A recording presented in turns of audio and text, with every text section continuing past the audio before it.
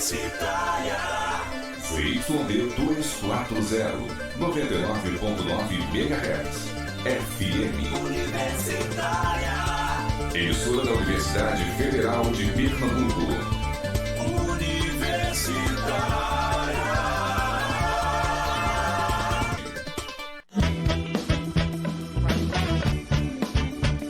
Universitária FM, Agenda Cultural.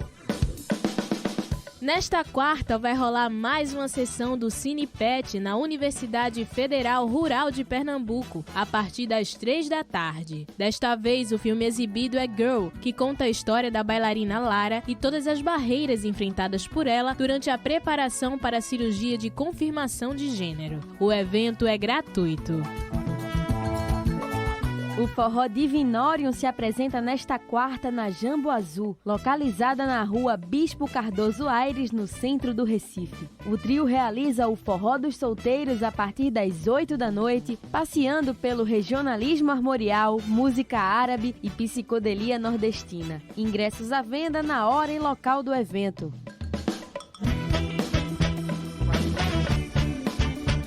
Universitária FM, Agenda Cultural. Universitária.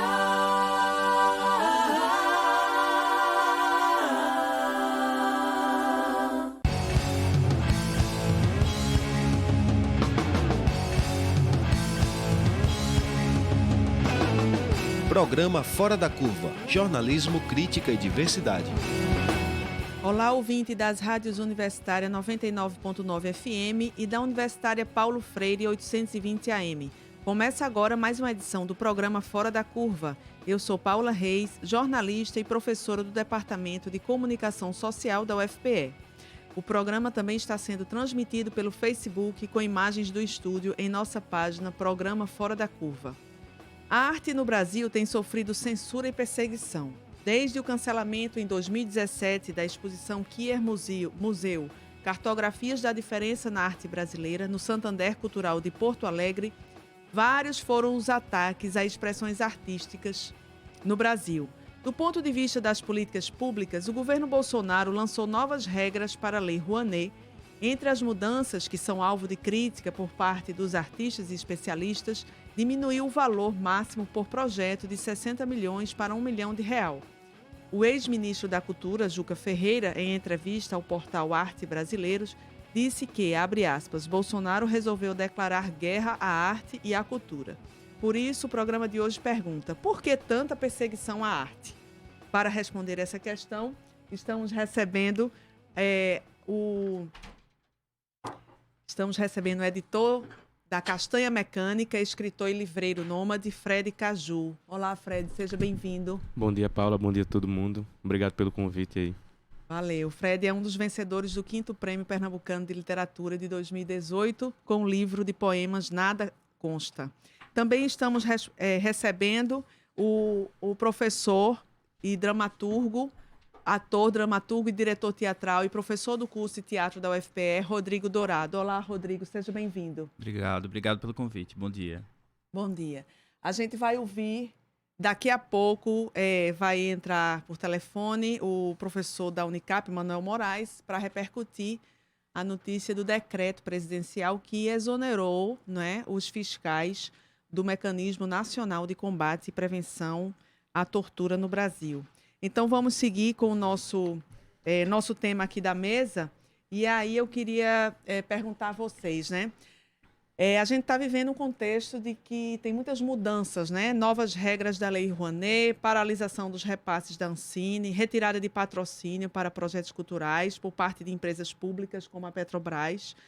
Então, são alguns fatos no campo da arte, né? Estamos vivendo um desmonte nas políticas públicas de apoio à arte. Fred, como você vê essa questão? Sim, está acontecendo e eu acho que antes mesmo da eleição já vinha essa tentativa de nivelar o debate sempre por baixo. Esse governo, ele é contra, sobretudo, a diversidade, a multiplicidade de discursos. Uhum. Ele é uma pessoa rasa, tem uma equipe rasa e puxa para isso. Ele sempre puxa o debate para baixo. Desde a campanha dele já tinha esse indício de que todo esse desmonte ia acontecendo aos poucos, né? O próprio Temer, quando deu o golpe também, já fez um desmonte absurdo com as canetadas dele, né? Então, essa tentativa não é surpresa para quem já vinha acompanhando toda a tensão que vinha rolando desde o impeachment da Dilma, já sabia que isso ia acontecer. E é sempre essa tentativa, né, de colocar o debate para um nível raso mesmo. Ele está sempre puxando para o lado dele, né? E todo esse desmonte, essa interrupção de um diálogo que vinha acontecendo com os governos anteriores é muito bem orquestrado, não é nada aleatório, não é nada de improviso, é um desgaste que já vem sendo planejado desde o início, né? Desde o golpe mesmo, e isso vem acontecendo tomando vários setores, né? Porque eu acredito que o campo artístico, eu sou da linguagem da literatura, sempre foi um lugar de enfrentamento. Sempre foi um lugar também de afirmação do indivíduo no mundo. Eu acredito muito eu sou da literatura, dessa linguagem, eu acredito muito lá que é onde a gente mostra as nossas personalidades, nossas individualidades e nossas pluralidades. E não acontece isso, né? Toda essa retirada de patrocínio estratégica do setor serve para isso, né? Para anular debates. Sim. Rodrigo, como é que você vê esse contexto atual? Preocupante, muito preocupante.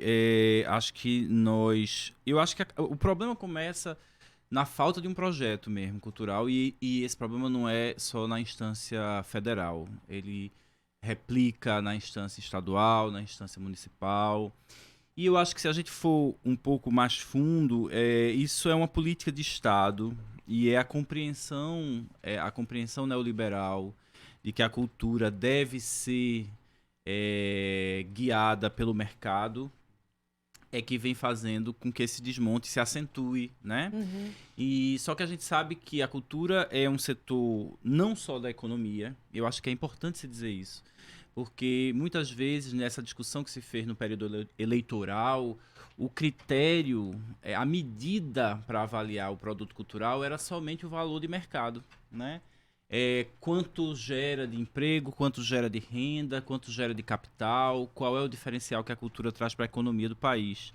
E eu acho que a cultura é bem mais que isso, assim, né? Um país que tem capital cultural, um país que investe no setor de educação, investe em cultura, em políticas culturais sistemáticas, em políticas culturais sustentáveis, contínuas. É um país que investe em cidadania, que investe em conhecimento, que investe em informação. Então, cultura não é só mercado, né? Então, eu acho que a gente precisa sair desse debate, desse lugar do debate, né? E a gente precisa compreender que esse desmonte que o governo federal está fazendo é um desmonte também moral, né? É um desmonte moral, né? É um desmonte que compreende a cultura como um setor de imoralidade, um setor que veicula valores que não estariam em consonância com a família, com essa ideia vaga e abstrata de uma família tradicional brasileira, né? Então, acho que tem uma frente de debate para a gente fazer, que é a frente econômica e da política neoliberal mesmo, e uma frente que é a frente moral. A perseguição ao artista, a perseguição à liberdade do artista, a perseguição ao professor, né? Então são duas frentes muito preocupantes e que a gente precisa resistir nelas. Vamos aprofundar essa questão. Quero anunciar aqui também a chegada da artista visual, doutora em comunicação e semiótica e professora do Departamento de Design da UFPE, Oriana Duarte. Olá, Oriana, seja bem-vinda. Bom dia. Bom, a gente está discutindo um pouco essa conjuntura atual, né? Como é que você vê, né, essa dimensão aí do desmonte das políticas públicas da área da arte e cultura?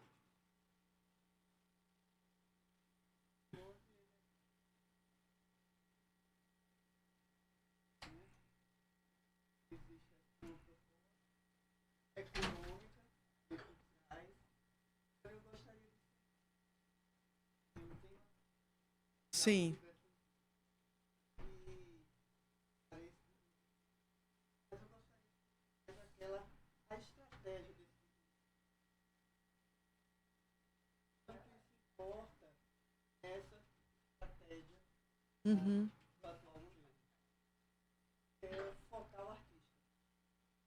Uhum.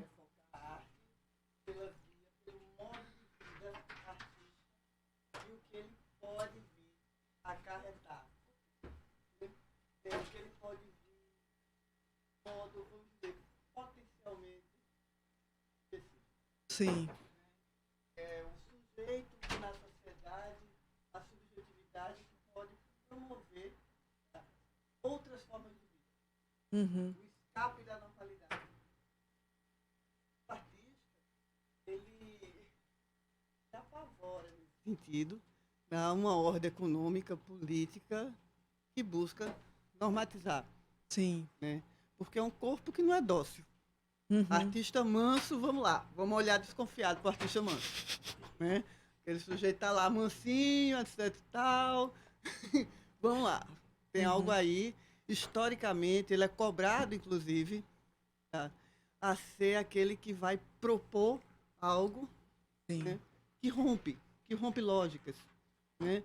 E, incrivelmente, a nossa modernidade, que vem se desenhando desde o século XIX, ela assimila essa figura quase que como uma identidade dela. Uhum. Né? A gente teve um período que a ideia do novo era, né, conduzia, inclusive, essas novas propostas, Uhum. né, econômicas, políticas, etc. e tal. Agora ele é posto em discussão por propostas estéticas até, né, também bastante implementadas nessa estratégia, Uhum. né, nessa estratégia, vamos dizer, de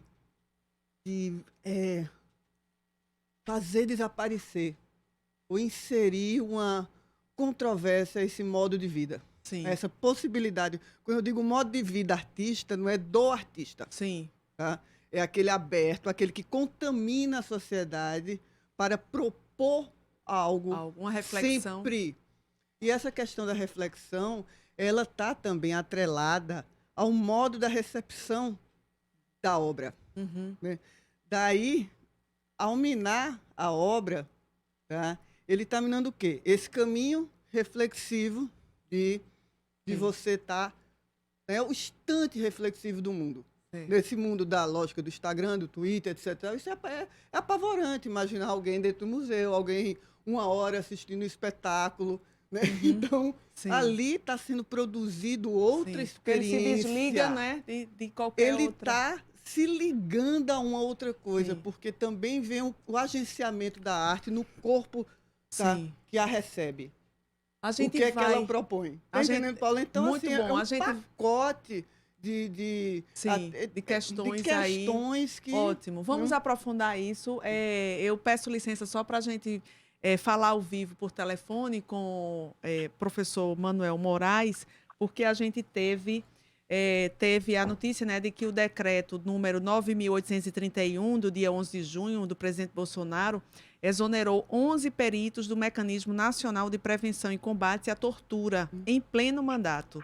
Eles são responsáveis por fiscalizar os locais de privação de liberdade, como presídio, hospital psiquiátrico, abrigo de pessoa idosa, instituição socioeducativa e centro militar de detenção disciplinar. O decreto foi publicado 2 semanas após o massacre em presídios de Manaus, que deixou ao menos 55 presos mortos. O Mecanismo de Prevenção e Combate à Tortura já havia denunciado as condições precárias e o clima de tensão no complexo penitenciário Anísio Jobim. Nós vamos conversar com o coordenador da cátedra Dom Helder Câmara de Direitos Humanos, professor da Unicap e membro da Comissão da Verdade de Pernambuco, Manuel Moraes. Olá, Manuel, bom dia. Bom dia, Paula, e bom dia a todos os participantes do debate. Como você avalia o impacto desse decreto que exonerou os peritos? Trata-se de uma grave retaliação a peritos que são protegidos por tratado internacional que possuem em sua atividade uma finalidade pública, uma atividade subsidiária à justiça, de investigar, de trazer à tona, através de relatórios, né, um conjunto de elementos, né, que provam, né, que mostram, que evidenciam as graves violações de direitos humanos nessas unidades que você citou. Então, na prática, a investigação que é feita pelos peritos tanto a nível nacional como também no mecanismo estadual que nós temos em Pernambuco, é algo fundamental para a defesa da dignidade humana dessas pessoas que estão sob a tutela do Estado. Uhum. E aí significa que o governo Bolsonaro, então, ele está demonstrando não ter muita preocupação na erradicação da tortura no Brasil? Exatamente, Paula. Veja, trata-se de um atentado contra uma construção, né, jurídica, legal e internacional, né, de prevenção e combate à tortura. Esses peritos são pessoas treinadas, capacitadas para fazerem um trabalho que não tem a ver com o governo, tem a ver com a política de Estado. Uhum. E por isso a ONU já foi notificada, a Organização dos Estados Americanos, através do seu secretariado, já foi notificado, e o Brasil, naturalmente, entra com mais esse ato em um painel terrível, né, de descumprimento de obrigações internacionais. Agora, né, do Vaza Jato, né, das reportagens que o The Intercept está publicando, como você vê o impacto disso? Você acha que isso coloca em suspeição a credibilidade da Lava Jato e até o impacto na condenação do presidente Lula?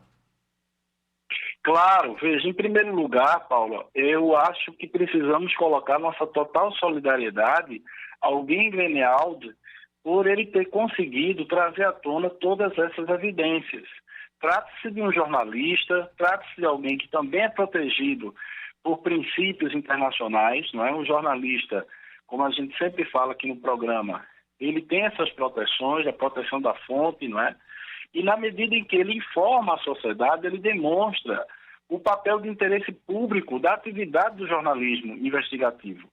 Então, a primeira coisa que nós precisamos colocar no programa é expor nossa solidariedade, porque ele tem sido agora atacado pela grande mídia, atacado inclusive em relação à sua opção sexual, né, que é uma estratégia que todos os ditadores, é uma estratégia que todos os estados de exceção ou de todas as pessoas que praticam violações tentam, quando não conseguem se confrontar com as provas, né, tenta destruir a imagem, tenta destruir a fonte, para deslegitimar o que está trazendo aquele veículo, aquele jornalista.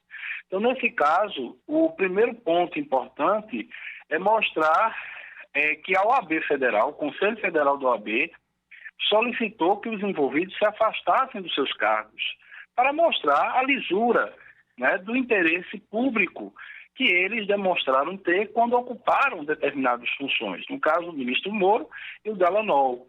Por conta da importância de lembrarmos que na nossa Constituição, e principalmente no Código de Processo Penal, o juiz ele precisa ser equidistante. Ele não pode destruir provas, né? Para quem está nos ouvindo, o juiz ele não é parte do processo, ele é acima das partes. Ele está para julgar.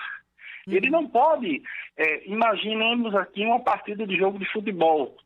Um juiz, ele tirar a sua camisa, né, e começar a arbitrar a partir do interesse que ele tem ou a simpatia que ele tem com um dos times.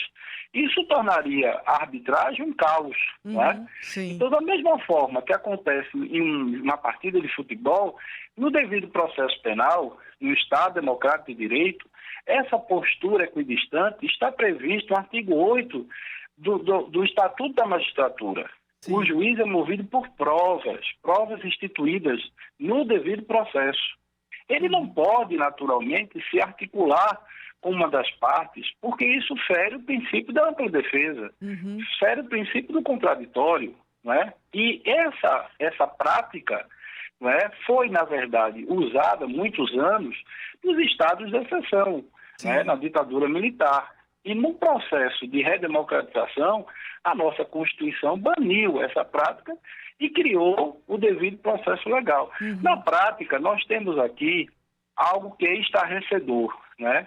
Os depoimentos, as informações que estão vindo à tona, me parece ainda é só uma parte do que virá, mostra claramente o uso político da justiça com o objetivo de impedir que o ex-presidente Lula viesse a participar das eleições. Isso configura, inclusive, uma espécie de crime eleitoral, porque você impede que a sociedade possa julgar a partir do voto, o interesse de um projeto social acerca do país.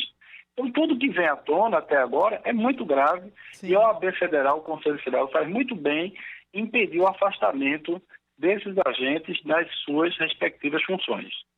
Ok, muito obrigada, professor. Falamos com o professor Manuel Moraes, que é coordenador da Cátedra Dom Helder Câmara de Direitos Humanos, professor da Unicap e membro da Comissão da Verdade de Pernambuco. Bom dia. Muito obrigado a todos.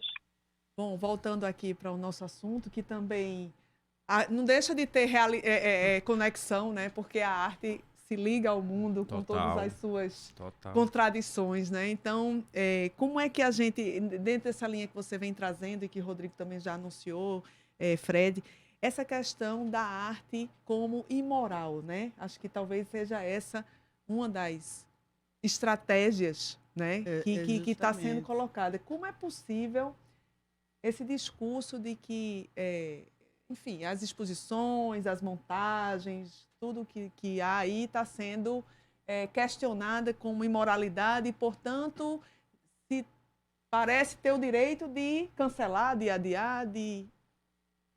Rodrigo. Eu acho que é uma espécie de torpor. A minha sensação é que a gente está vivendo uma espécie de torpor, de alucinação coletiva, de... Não sei que tempo é esse, não. Sinceramente, como artista, é minha sensação. Acho que tem... Isso a que a Oriana se refere, uma rejeição, e mais do que uma rejeição, uma perseguição aos modos de vida artista, né? A ideia de que a arte está conectada à liberdade, a ideia de que a arte está conectada à crítica, à realidade, a arte está conectada à subversão do real, né? À transfiguração do real, né?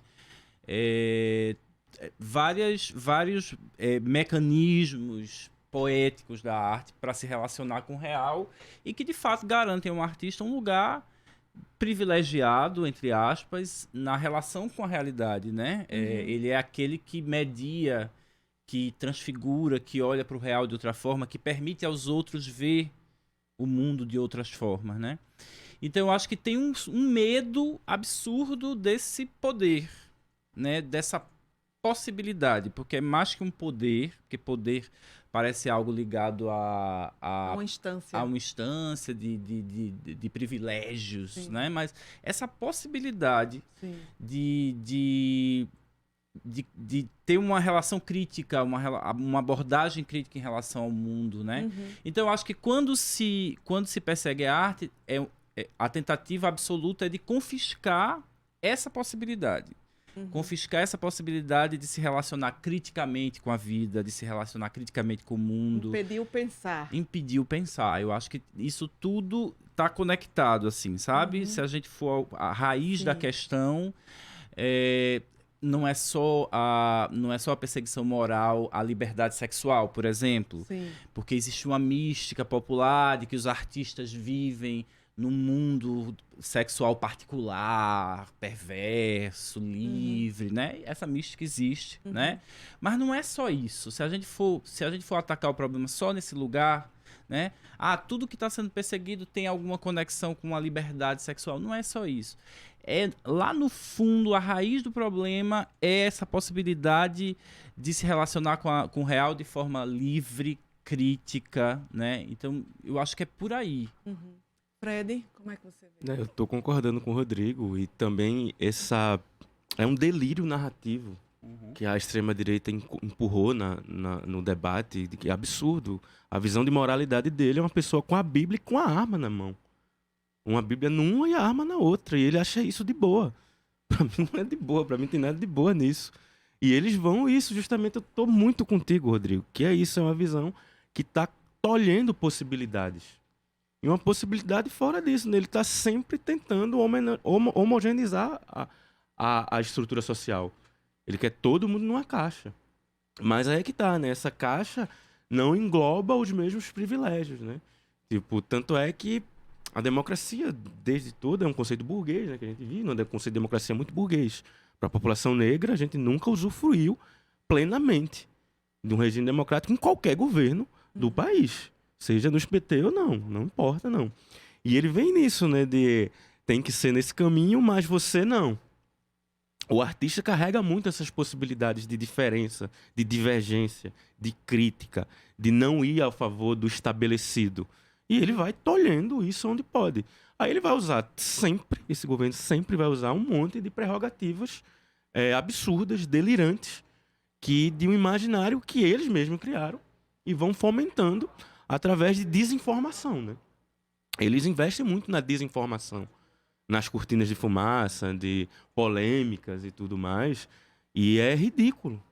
É ridículo você ver essa ceifada a liberdades por um estabelecimento sombrio mesmo e pautado numa falsa moralidade. E vamos fazer uma reflexão que há uma construção estética também por trás disso, fortíssima. Essa imagem mesmo que você colocou, que todos dizem, repetem, tá, e se torna até uma arma e uma Bíblia, né? É muito fácil até da gente ver, né? Conseguimos, né? O apelo estético, por exemplo, a mamadeira de piroca, tá entendendo? Toda aquela distopia, tá, de imagens que teve durante a campanha, a presidência. Então, há algo aí, tá, pensado, estruturado, uma estratégia, tá, até publicitária mesmo por trás disso. Tá? E é nesse ponto que eu venho, tá, refletindo e chamando muita atenção quando eu tenho oportunidade como essa, né? Que vamos ficar atento a isso, essa grande falácia, tá? E ir em frente, né? Não se calar, exercitar a coragem, tá? Inventar, tá? Reinventar modos até de estar diante dessas imagens, né? Que sabemos que é falácia, porque o comportamento, inclusive, de todos esses grupos diante da questão de sexualidade, tá? A não ser a homofobia, tá? Quando ela é necessária vir à tona, né? E com suas imagens gritantes, etc. Tal, do restante, não é um grupo que tenha, são não sei quantos casamentos, joga mulher para lá, mulher para cá, brutalidade, tá? Então, assim, os corpos, o exagero do corpo, inclusive o fascismo trabalha muito com o corpo, né? Infla o corpo, potencializa o corpo, né? Há todo um... Então, há um jogo aí extremamente complexo que, por sua vez, é coerente a toda essa máquina, esse maquinário que existe por trás, sofisticado, da nossa publicidade, que lida com redes sociais, etc, etc e tal. E, de repente, fomos pegos diante do pior, da pior face que se demonstra dele, né? E não podemos nos intimidar. Artistas, não. Ao contrário, é hora de exercitar a coragem e a capacidade de reinvenção do mundo. Me preocupa o quê? O jogo mais perverso disso tudo é esse achatamento, essa questão, o medo, provocar um medo, tá? Quando dá uma retirada, né? Como foi essa daí? A questão da tortura. Agora é quase... Né? Eita, como é que eu vou me livrar dessa? Né? Corre gente para tudo que é lado. Nossa, está liberada a tortura. Apologia à tortura. A gente tem um presidente que faz apologia à tortura na sua campanha. Então, por favor, não é surpresa essa atitude. Ele está fazendo tudo que ele disse que ia fazer. Coerente. Ele está sendo coerente com tudo que ele ia fazer. Apresentou. Né? E assim, há um espanto, inclusive, do meio que entrou nesse acordo e dizer, olha, está acontecendo. Não, estava. Né? Agora, como é que vamos trabalhar isso? Né? Como é que vamos fazer aí um trabalho sobre isso? Olha, meu corpo não aceita a tortura, eu não vou, tá entendendo? Me submeter a isso, nem aceito meu país, viver num país onde eu sinto medo. Né? Então, são ficar atento, tá? a essas estratégias que despotencializa, tira força, né? E realmente se organizar para uma reinvenção. Não dá para lidar com a realidade como a gente lidava há 1 ano, 2 anos, 3 anos, tá? Há 6 meses, vamos dizer assim. São outras questões, outras estratégias e olhar no olho do bicho, que é feio e quer morder. E de que forma a arte pode contribuir para melhorar ou avançar essa percepção da realidade? Quer dizer, de que forma ela se liga à política numa dimensão diretamente crítica da realidade? Como é que vocês veem esse potencial, essa força, né, da arte aí nesse caminho? Fred ou Rodrigo? Não, eu acho que a gente tem visto... Bom, tem episódios muito recentes de censura explícita, né? Sim. Eu atuei de forma muito direta no episódio que envolveu o espetáculo Evangelho segundo Jesus. Sim. Que foi já tinha sido censurado em várias cidades e vinha para Garanhuns ano passado, para o FIG, e houve uma grande celeuma, né? E o prefeito da cidade disse que não aceitaria aquela peça na cidade, que o governador estava querendo impor a Garanhuns algo que era anticristão e que Garanhuns era uma cidade cristã. E aquilo ali, por trás daquilo, tinha um bastidor político, assim, uma disputa da eleição para governador, de quem o prefeito da cidade apoiava, né, de quem era oposição, de quem era situação, tinha um bastidor político evidente. E, por fim, diante das chantagens, porque não há outra palavra para definir os expedientes que são utilizados por alguns políticos atualmente, né? Sobretudo os políticos ligados às correntes neopentecostais, que chantageiam, né? Olha, se fizer isso, eu coloco meu eleitorado contra você. O espetáculo foi excluído da grade, né? Do festival.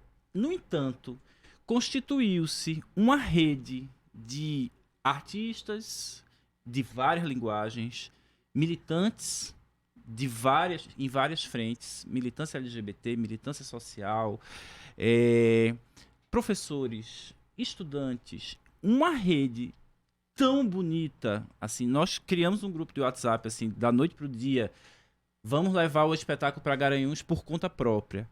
De repente a gente tinha 100 artistas articulados com essa intenção, pessoas na cidade dizendo assim, eu quero essa peça aqui no meu espaço.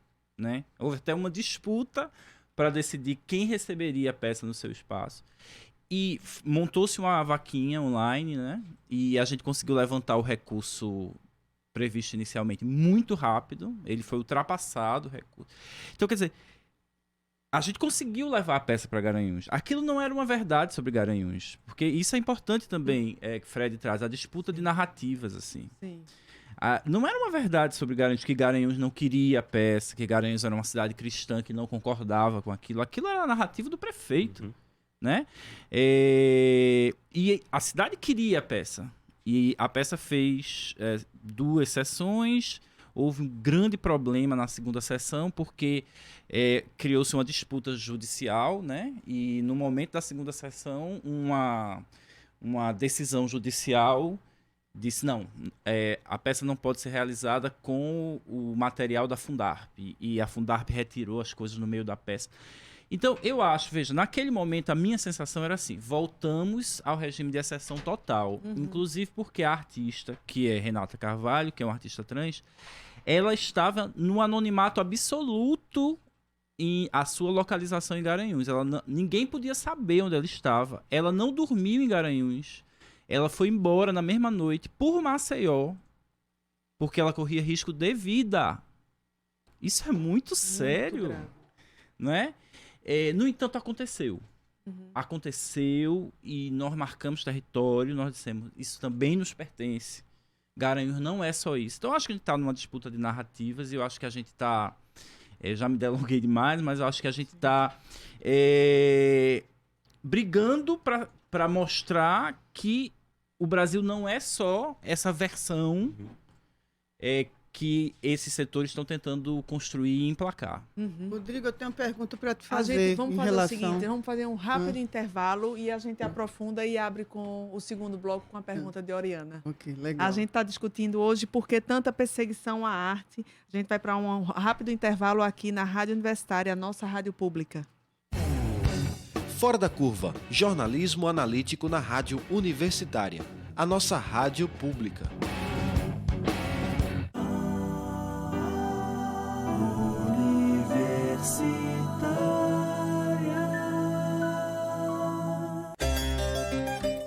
Rádio Universitária FM apresenta, dentro das comemorações dos seus 40 anos, a série especial Fernando Pessoa, Poemas Curtos.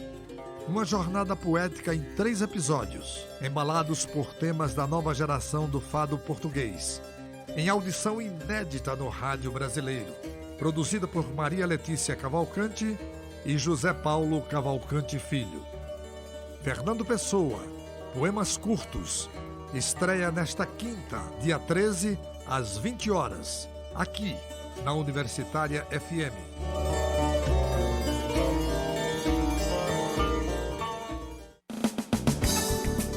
Universitária FM. Serviço. Convidamos a todas para se juntarem a nós no seminário Outras Pontes para o Cais, Ocupa Estelita em Questão, que acontece nos dias 10 e 11 de junho no auditório da ADUFEP. Para maiores informações, ocupestelita.com.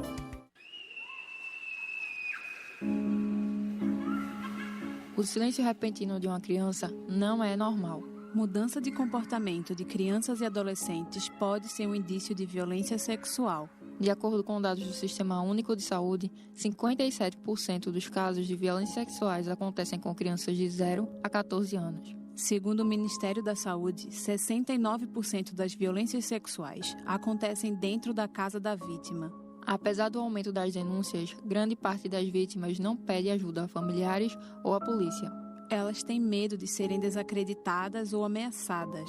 Diz que sim e ajude a mudar essa realidade. Denuncie, não precisa se identificar, não fique em silêncio. Ajude a salvar nossas crianças e adolescentes. Um futuro melhor está a apenas uma ligação de distância. Infâncias protegidas. Quem é você na rede de proteção?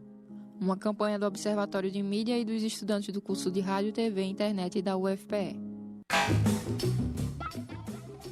Todo sábado às 19 horas. Programa Na Agulha, com Marco Delata e Rodrigo Pires.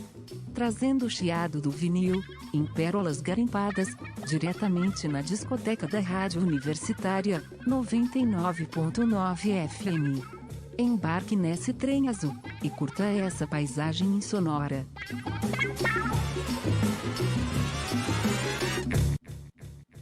Universitária.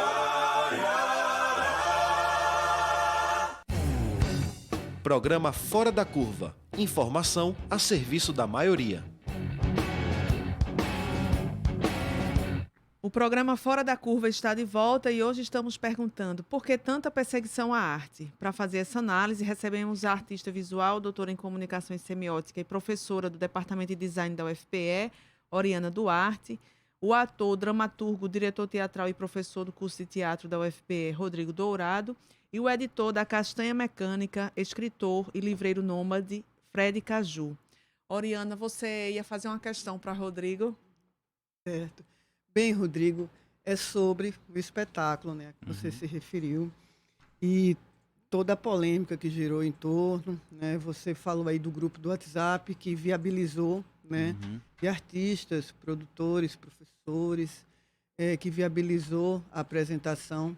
Mas eu não estava em Recife no momento e acompanhei de longe no que foi possível e não vi, tá? E me frustrei um pouco com a repercussão. Tá? Eu achei ela tímida. Eu achei mais tímido ainda o comportamento da classe artística pernambucana diante de um fato como a censura, né? Assim, eu imaginei de longe que eu estava, nossa, vai todo mundo aí pegar pesado, vamos à rua, né? Vamos sair do grupo do WhatsApp, vamos levar Desculpe. Vamos levar a população que está acontecendo, vamos, inclusive, falar mais de arte para essa população que vê, de certa forma, distante a arte, mas a arte está na vida, está em todos os momentos, e é a nossa bandeira de liberdade, a nossa garantia de liberdade. Mas, enfim, gostaria de saber de você isso. Na verdade, eu acho que esse grupo do WhatsApp, ele era a célula organizadora, mas assim, houve sim uma mobilização grande, talvez não tanto quanto poderia, mas houve uma campanha que mobilizou diversos artistas em vídeo, solicitando apoio à presença do espetáculo.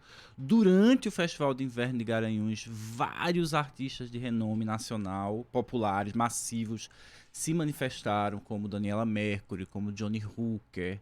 Vários e vários artistas se posicionaram no palco da Praça Guadalajara, né? Então, de fato, aquilo mobilizou, eu acho que conseguiu chegar em instâncias assim que não eram somente dos artistas alternativos ou dos artistas que são fora do mercado. Ela chegou aos artistas de mercado, sim. E recentemente houve uma repercussão muito importante desse caso, porque na ocasião houve muitos ataques virtuais, né? Inclusive com ameaças de morte. E Chico Ludemir, que foi um das lideranças desse processo de levar a peça a Garanhuns, entrou na justiça com uma das ameaças que ele sofreu. E a causa foi à justiça, eles foram para a conciliação e a pessoa se retratou. É um artista de Garanhuns, um forrozeiro de Garanhuns. Ele assumiu uma retratação pública, ele fez uma retratação pública, ele vai fazer um trabalho de formação com uma organização LGBT para entender melhor o que é. E ele ofereceu a mão de obra de trabalho dele como músico para tocar numa festa LGBT que aconteceu no final de semana passado. Então, na conciliação, houve mais uma ação pedagógica do que punitiva, né? E eu acho que foi uma repercussão também importante diante desse caso. Mas é claro que diante daquele montante de ameaças virtuais que houve, a possibilidade também da gente capturar aquilo é muito difícil, porque esse mundo online também deixou tudo muito mais complexo, né? Nesse embate. Sim, e eu estava na Praça da Palavra, né, no ano passado, eu ocupei lá com o stand da editora, da Castanha, e na manhã, que ia ter a primeira exibição, eu vi uma cena absurda, que eram carros da polícia passando pelas ruas de Garanhuns, tinha uma bandeira assim no paralama, para-choque, sei lá como é o nome, no capô. E tinha lá tipo Jesus, família, não sei o que lá, e a galera dentro ostensivamente armada. No dia da peça. Pra mim isso não é coincidência, porque eu tava lá a semana inteira e eu não tinha visto isso. E eles passaram durante a manhã inteira nessa. Inteira. Ficaram rodeando a cidade assim. Sem nenhum tipo de discurso, nenhum tipo de ameaça, mas visualmente, esteticamente, é uma disputa mesmo, né? E sobre esse caminho da cultura fazer, é fazendo. Eu acho que o caminho é a gente fazendo. Eu editei uma antologia chamada No Entanto Dissonâncias. E eu reuni 23 autores que estavam escrevendo sobre a atmosfera pós-eleitoral, né? E eu tive muita preocupação com a diversidade, não com um conjunto homogêneo dentro do livro. Tem poesia, tem conto, tem autor que escreve com letra maiúscula.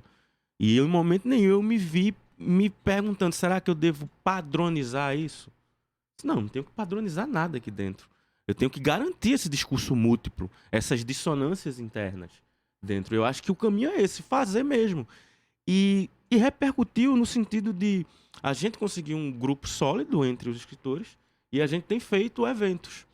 E a gente fez um imediatamente de fruição, que a política estava dentro, que é a MOP, Mostra de Publicações Independentes, e a gente foi levantando discussões que a própria antologia levantava. E depois, no meio do caminho do processo, a gente entendeu que a gente precisava atuar também numa questão de formação. Então, após esse evento de fruição, de récita, de debate, a gente partiu para fazer oficinas. Vamos fazer só oficina. E a gente ocupou a biblioteca pública agora, foi durante maio e junho. A gente ficou esses 2 meses ocupando lá todos os sábados com eventos de formação. Então, acho que o caminho é fazer mesmo. Não é só teorizar, não. Acho que a teoria tem que estar dentro da prática. Eu acho que a teoria, na realidade, é um braço da prática.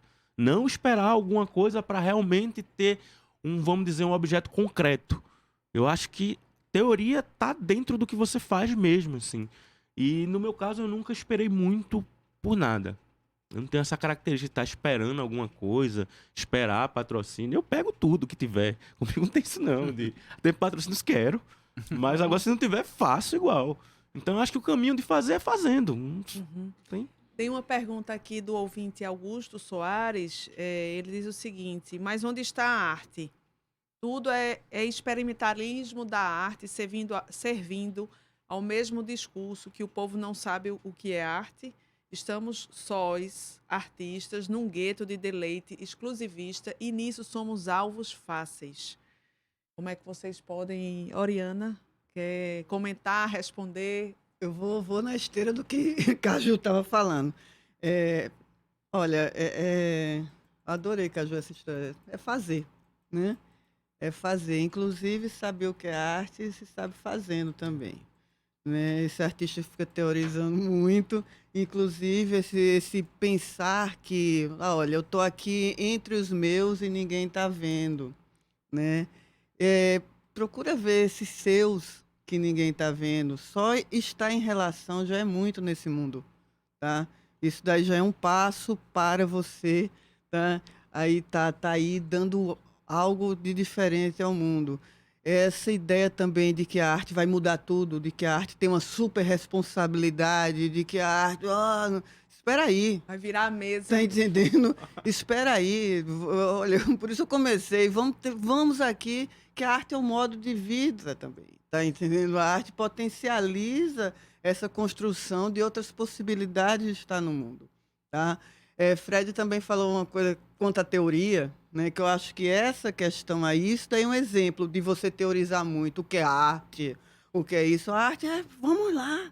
A gente, inclusive, reconhece o corpo artista também, tá entendendo? Que é esse corpo, esse de potência, esse que quer viver, esse que quer tá aí no bom combate, tá desafiando aí milhões de coisas.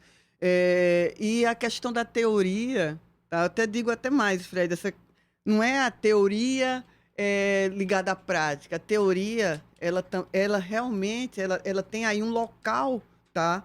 Que é para instigar a prática, tá? Para instigar. Então, a gente buscar os autores que instigam, esse teu trabalho maravilhoso, tá? Que é o trabalho de Rodrigo, que você sai de uma peça se tremendo e vai aí para o mundo com força, tá? Vai numa vernissagem, vê uma obra, algo que te desmantela, tá? E você faz, caramba, eu quero comemorar a vida hoje. Tá? E sai para conversar com os amigos. A arte é essa potência de alegria, e a alegria dá medo. Tá? A gente precisa ter consciência disso. Não é pouco, não. A gente dá muito, dá alegria. Tá? Então, isso daí, sim, para mim, de fato, é um renovar das utopias, é um desafiar das distopias que a gente está precisando nesse mundo. Né? Não é estar nessa bolha entre nós, não. A gente rompe muita bolha. Tá? Tem uma pergunta aqui de um ouvinte chamado Ailton Jesus, que ele traz uma questão sobre classificação indicativa. Ele diz o seguinte: acho que alguns tipos de artes deveriam ter uma classificação indicativa prestada às famílias sobre a faixa etária para a qual as obras audiovisuais não se recomendam. Mas censurar a arte eu não concordo. Agora, mostrar para crianças imagens íntimas eu não concordo. # minha opinião, ele coloca aqui. Eu queria ouvir um pouco vocês sobre isso. Essa questão essa polêmica, né, da classificação indicativa. Eu acho que isso virou... Na verdade é isso. A preocupação toda é essa. A gente tem duas perguntas cujas preocupações são... A primeira é, quem sabe o que é arte? Ninguém sabe o que é arte, gente. A arte é uma coisa no plural, artes. Então tem a arte popular, tem a arte burguesa. Ninguém sabe o que é arte. A arte é uma coisa em movimento, em transformação permanente. Então, uma primeira disputa quem sabe o que é. Porque você diz que o povo não sabe o que é arte, que só a elite sabe o que é arte. A elite diz, não, é o povo quem sabe o que é arte. Isso não interessa, assim. A arte é uma coisa no plural. Né? Cada um vai fazer sua interpretação do objeto artístico, da produção artística. É muito complexo. Eu acho que eu tenho um outro território de disputa aí que criminalizar a arte antes mesmo de ter acesso a ela, né? Impedir que alguns olhares acessem a obra de arte antes mesmo de você saber do que se trata. Por exemplo, essa discussão sobre o corpo, que é uma discussão muito viva no território artístico, assim. O corpo não tem significados eróticos somente. Né? Um corpo é um objeto, é um organismo vivo que veicula uma série de significados, né? Mas para alguns setores da sociedade o corpo é só um objeto erótico. Então alguém nu necessariamente está erotizando o seu corpo. E isso não é verdade. Isso não é verdade. Você está entendendo? Então, eu acho que é importante a gente não perder isso de vista, assim. Porque um artista nu e uma criança são coisas absolutamente incompatíveis. Por quê? Por quê?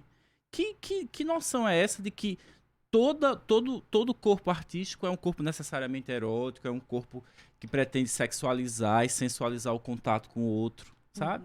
Então, fala, Oriana. E se for erótico, qual é a bronca? Não, tudo bem. Então a gente tem também que ter cuidado com isso, sabe, Rodrigo? Por vezes é erótico, sim, tá? Tá diante dessa força, uma força que vem, que é discutida, que está presente, tá entendendo, na vida.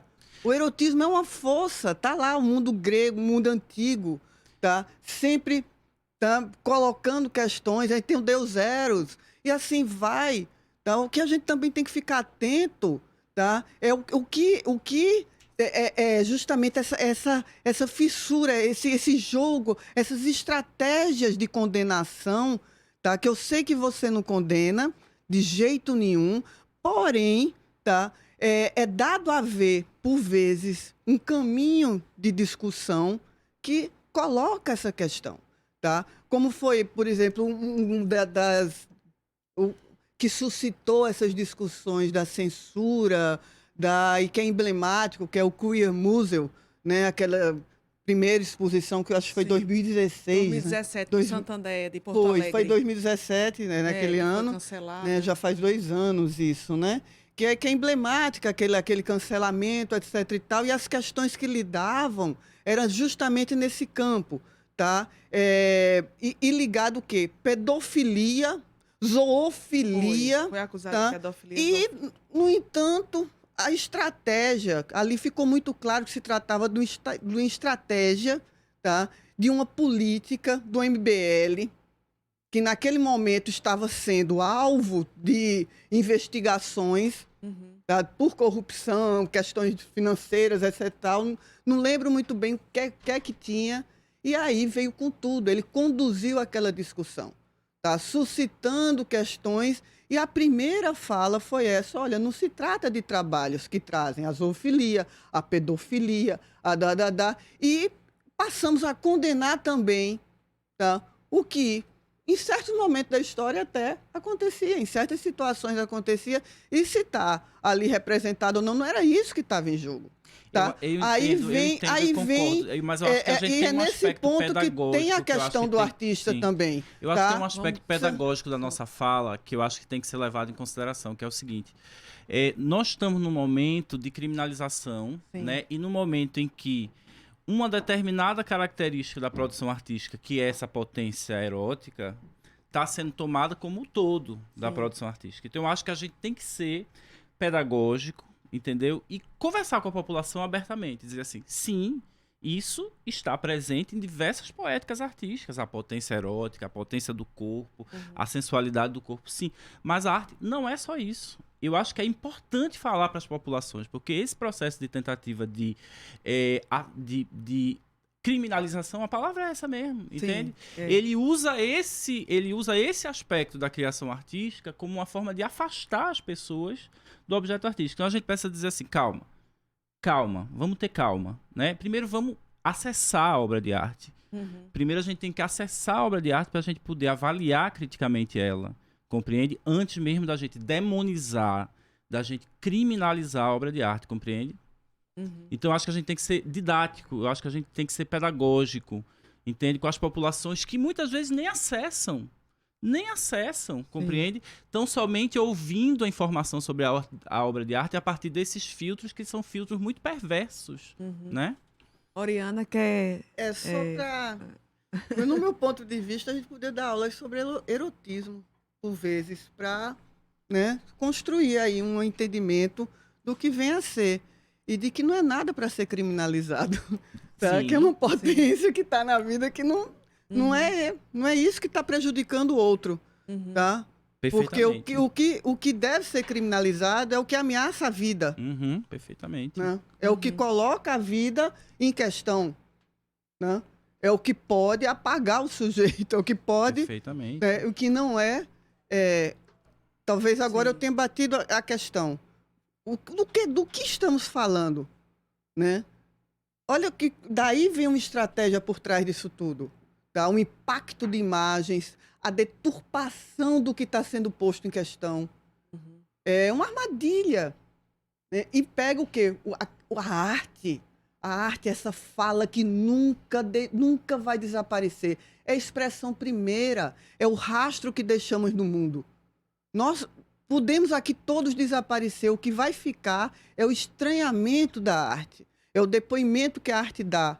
Tá? Daí a gente ter ainda a arte rupestre, o que se deu o nome de arte rupestre. Tá? O que estamos deixando aqui de rastro é a arte, não é outra coisa não. Né? Então, acho que é isso. Fred? Eu queria dizer que eu adoro ficar arrepiado ouvindo conversa. Em todos os sentidos eu gosto de ficar arrepiado, em todos. E eu queria aproveitar para deixar um convite. Hoje, na sexta, 19 horas, vai ter o Sarau Eróticozinho. E é isso mesmo. Vai ser isso mesmo. A gente vai começar às 19 horas lá. E vai ser também lançamento de livro da Renata Santana. E vai ser isso, celebração à vida mesmo. Eu tô lendo Piva. Onde é que vai ser? Que horário? Na sexta, Avenida Manuel Borba, 339, na Boa Vista, 19 horas. Pague quanto desejar lá. E é uma celebração à vida. Eu tô lendo Piva, né? E ele passa um verso dele que ele diz, né? Estamos definitivamente na vida. E a noite vai ser para isso mesmo, para celebrar a vida. A classificação indicativa é: vá. Vai e veja. Exatamente. Que lindo, velho. Vai e participe. Exato. Bom, a gente está terminando e eu queria uma falinha final de cada um pouco isso, coisas para frente, né? Positivo, assim, daqui em diante, o que é que está acontecendo, se tem agenda ou se tem um pensamento para dizer, enfim, a importância da arte e, enfim, qual é o que é que a gente pode dizer para o ouvinte para não desanimar adiante, né? De tanta desmonte, principalmente nessa questão da arte que a gente está falando hoje. Rodrigo? Eu diria que percam o medo. Percam o medo da arte, percam o medo do contato com o outro, da relação com o outro, do desconhecido. Eu diria, como artista, eu faria um convite abertíssimo, assim. Venham ao teatro, né? Frequentem, tomem suas próprias conclusões, não se permitam guiar por esses filtros e por essas narrativas perversas que estão sendo construídas a respeito da arte, sabe? Eu acho que a gente tem que multiplicar a produção de arte. A gente tem que fazer todo mundo ser artista, ter uma relação artística com o mundo, você compreende? Porque isso vai nos fazer mais críticos, isso vai nos fazer mais livres, isso vai nos fazer mais humanos. Então, minha fala seria essa. Obrigada, Rodrigo Dourado, que é ator, dramaturgo, diretor teatral e professor do curso de teatro da UFPE. Muito obrigada. A você. Fred Caju. Então, o Ednardo, né, ele diz o seguinte, né? Eles são muitos, mas não podem voar. É por isso que eles perseguem. Eles não podem voar, eles não sabem experimentar, eles não sabem viver. Eles querem anulação de vida, eles querem anulação de tudo. Então é isso, eu acho que o recado é experimente.